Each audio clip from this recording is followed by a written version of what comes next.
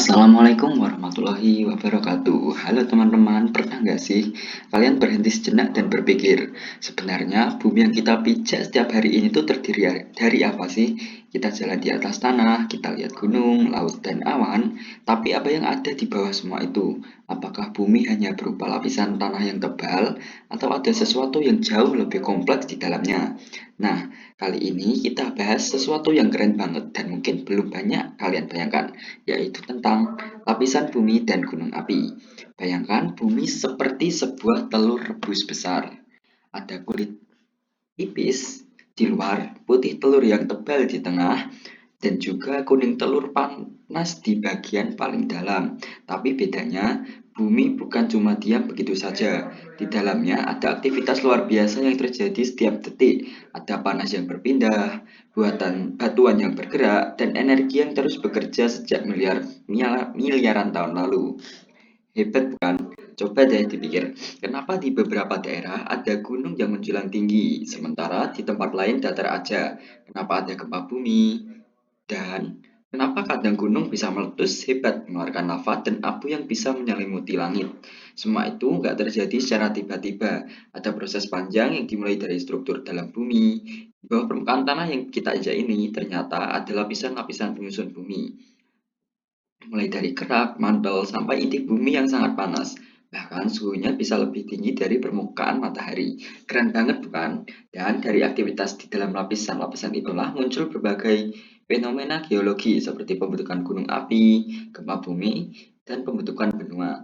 Jadi bumi ini bukan benda mati, dia hidup dan terus berubah setiap waktu. Kemudian sekarang, teman-teman bayangkan kita sedang berdiri di atas permukaan bumi, tempat kita berpijak.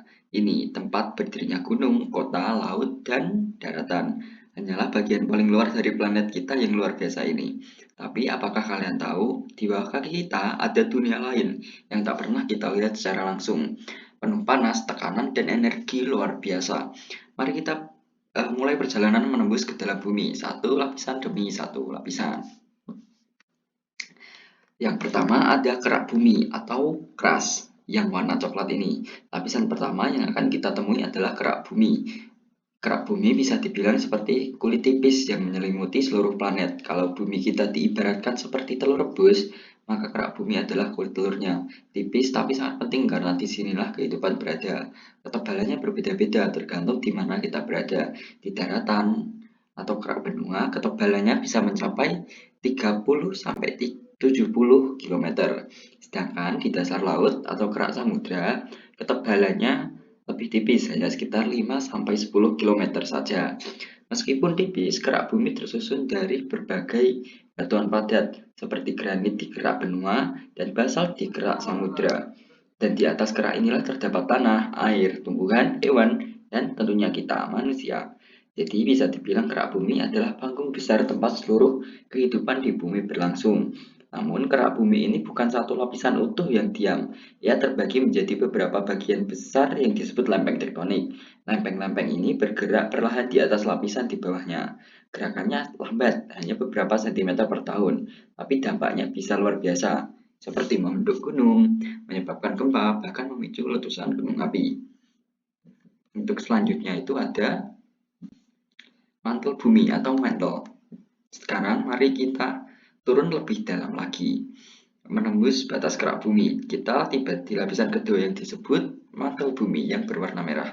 Nah, mantel ini jauh lebih tebal dibanding kerak. Ketebalannya mencapai sekitar 2.900 km, hampir setengah dari seluruh jari-jari bumi.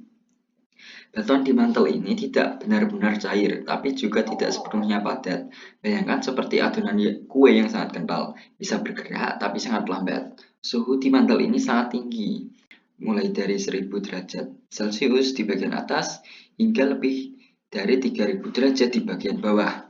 Di dalam mantel inilah terjadi arus konveksi, yaitu gerakan naik turun material panas. Batuan yang sangat panas di bawah naik ke atas, lalu mendingin dan turun kembali. Gerakan konveksi inilah yang mendorong lempeng tektonik di atasnya untuk bergerak. Seperti ini. Bisa lihat untuk prosesnya. Nah, itu dia. Selain itu, mantel juga berperan penting seperti membentuk gunung api. Ketika sebagian batuan di mantel meleleh, terbentuklah magma, cairan panas pijar yang suatu hari bisa naik ke permukaan bumi dan keluar sebagai lava saat gunung meletus.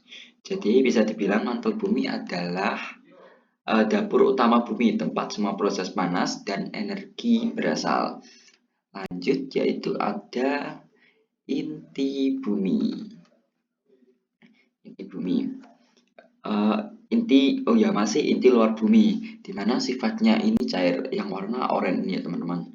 Tersusun dari logam-logam berat seperti besi dan nikel. Suhunya luar biasa panas, bisa mencapai 4000 hingga 5000 derajat Celcius. Cairan logam di inti luar ini terus bergerak menciptakan arus listrik alami, dan dari arus inilah terbentuk medan magnet bumi, yaitu di utara dan juga selatan, yang berfungsi melindungi kita dari radiasi berbahaya dari matahari. Tanpa medan magnet ini, sinar kosmik dan partikel berenergi tinggi dari angkasa bisa langsung menghantam permukaan bumi. Sementara itu, inti dalam bumi bersifat padat yang warna putih ini kalau di animasi, karena tekanannya sangat besar, bahkan lebih dari 3 juta kali tekanan udara di permukaan bumi. Bayangkan logam cair di sana terpaksa menjadi padat karena tekanan luar biasa yang menekannya dari segala arah. Inti dalam ini juga tersusun dari besi dan nikel, dan suhunya bisa mencapai lebih dari 6000 derajat Celcius, hampir sama panasnya dengan permukaan matahari. Jadi secara singkat, lapisan bumi terdiri atas 3 bagian utama, yaitu ada yang pertama kerak bumi, yang kedua adalah mantel bumi, dan ketiga ada inti bumi. Sekarang lanjut ke bagian berikutnya, yaitu proses terbentuknya gunung berapi. Sekarang kita sudah tahu bahwa bumi ternyata punya lapisan-lapisan luar biasa, mulai dari kerak yang tipis, mantel yang panas, sampai inti yang membara di tengahnya. Tapi bagaimana sebenarnya gunung api bisa terbentuk? Yuk kita bayangkan bersama. Yang pertama, awal dari dapur magma. Langsung bayangkan di dalam mantel bumi ini, jauh di bawah permukaan ada area yang sangat panas. Suhunya bisa mencapai ribuan derajat Celcius.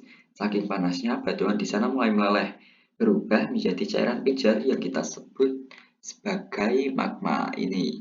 Kalau di animasi ada magma-magma cair leleh yang bisa merambat ke atas. Namun, magma ini nggak bisa langsung keluar. Ya, seringkali terperangkap di bawah kerak bumi.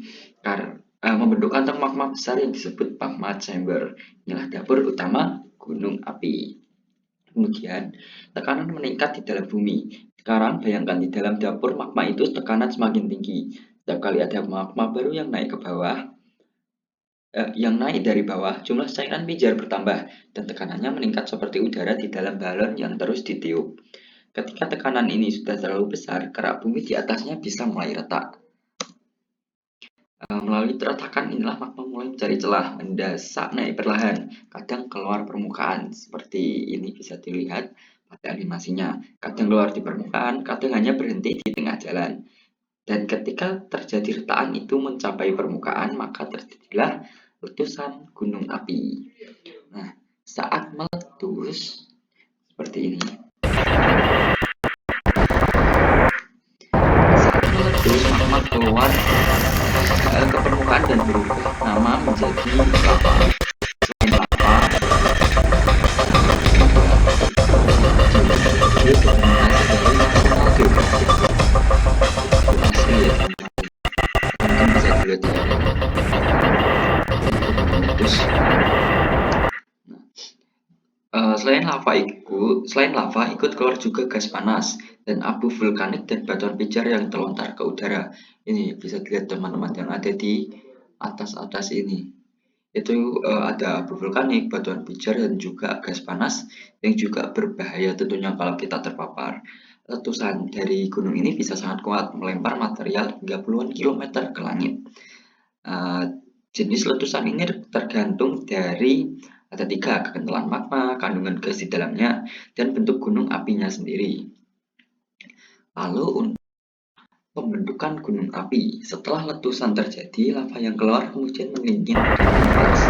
Lapisan demi lapisan lava dan api itu selama bertahun-tahun, bahkan bisa ribuan, hingga akhirnya membentuk gunung api seperti yang kita lihat sekarang. Setiap kali gunung api meletus, ia menambah satu lapisan baru pada tubuhnya. Jadi gunung api itu sebenarnya tumbuh dari waktu ke waktu melalui proses yang panjang dan berulang. Dari sinilah terbentuk berbagai jenis gunung berapi seperti ada gunung api perisai, gunung api strato, ataupun ada juga gunung api mar. Tapi mungkin kalian bertanya-tanya, kenapa gunung api hanya muncul di tempat tertentu saja? Kenapa tidak di semua wilayah? Jawabannya ada pada lempeng tektonik bumi yang baru kita bahas tadi. Nah, ingat kerak bumi itu terdiri dari lempeng-lempeng besar yang saling bergerak di atas mantel seperti video ini sebentar. Nah, seperti di sini dijelaskan. Jadi lempeng ini bergerak. Kemudian sebagian besar gunung api terbentuk di batas antar lempeng, terutama di daerah yang disebut cincin api Pasifik. Nah, Indonesia juga termasuk. Karena itu Indonesia itu juga banyak gunung api ya teman-teman.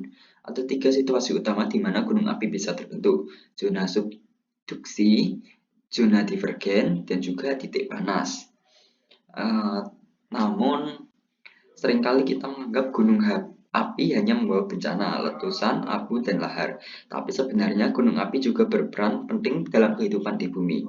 Seperti abu vulkanik yang bisa menjadikan tanah menjadi subur. Ada juga mineral yang bisa, mineral itu kan sumber kekayaan alam ya seperti belerang, logam, dan batuan. Nah, ada manfaatnya juga. Kemudian ada juga panas bumi atau geotermal dari aktivitas vulkanik. Bisa dijadikan sumber energi yang ramah lingkungan. Jadi meskipun gunung api bisa meledak hebat, gunung api ini juga pemberi kehidupan dan menjaga keseimbangan alam, memperbarui tanah, dan menjadi bagian penting dari siklus bumi. Nah, teman-teman, sekarang kita sudah tahu bagaimana gunung api terbentuk dan apa perannya bagi bumi. Dari dapur magma jauh di dalam mantel hingga letusan spektakuler di permukaan. Semua itu adalah hasil kerja dari lapisan-lapisan bumi luar biasa yang sudah kita bahas tadi. Mungkin sekian penjelasan dari saya. Kurang lebihnya mohon maaf. Wassalamualaikum warahmatullahi wabarakatuh.